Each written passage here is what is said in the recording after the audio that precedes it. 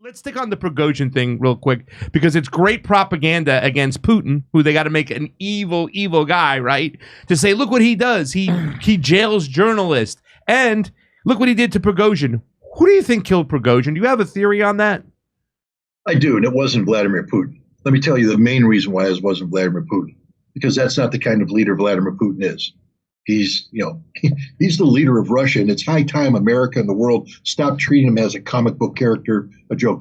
He has pulled Russia out of the abyss of the 1990s to where Russia is today. And he didn't do it by being some murderous thug mafioso. He did it by being the best damn leader Russia's ever had in its modern history. A man who listens to people, absorbs data, makes sound decisions. I've watched his meetings. I've watched his speech. This is not an irrational character.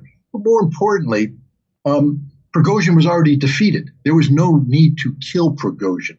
Prigozhin was being isolated. Putin gave Prigozhin a chance to redeem himself. Just a mere 4 days after the coup, the attempted coup, Putin convened a meeting in the Kremlin between Prigozhin and 35 of his top military commanders. For Putin, the first thing he did is listen to them. He said, "What is your problem? What are your problems? Tell me your grievances." And he listened to them. And then he said, "Okay, let me tell you what I can do for you." He pointed to Prigozhin. He said, "He can't lead you anymore because he betrayed me.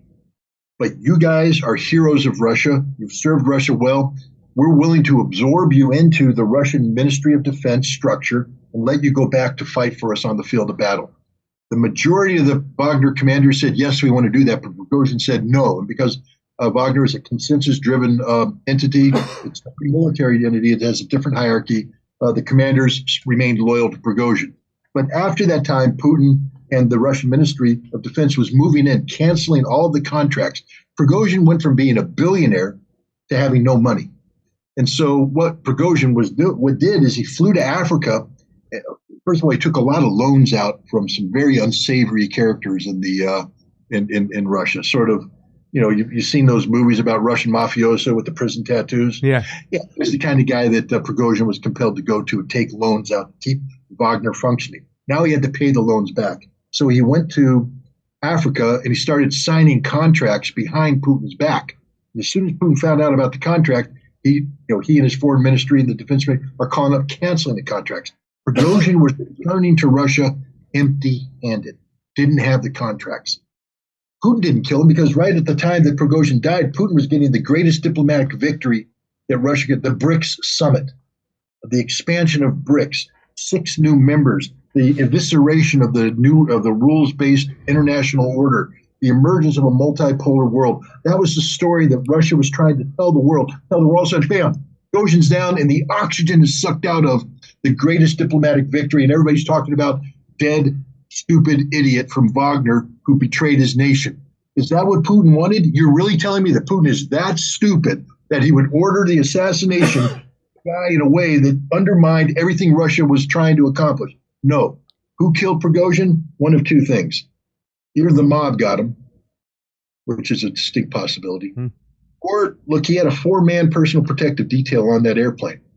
And in 2017, Marine Raiders, who are sort of the Marine Corps equivalent of Delta Force, loaded up a C-130 with ammunition and pyrotechnics for a training exercise, and they flew across the country. And somewhere over Missouri, the improperly loaded ammunition blew up, took the airplane out, they all died.